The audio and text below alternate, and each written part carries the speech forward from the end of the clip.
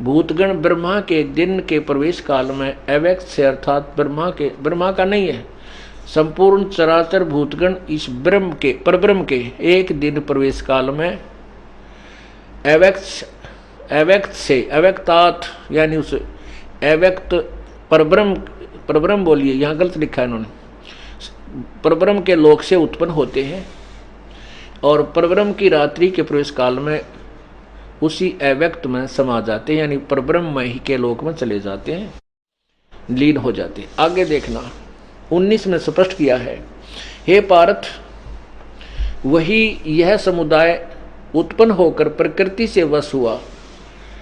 रात्रि के प्रवेश काल में लीन होता है, दिन के प्रवेश काल में उत्पन्न होता है। अब 20 में कमाल कर दिया, परंतु उस अव्यक्त यानी परब्रह्म से परे जो दूसरा अव्यक्त,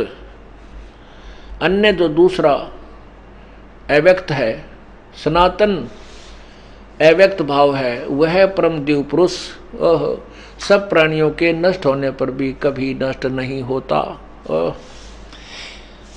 अब यहाँ क्योंकि बार बार हमने समझाना पड़ता है, गीता जी अध्याय नंबर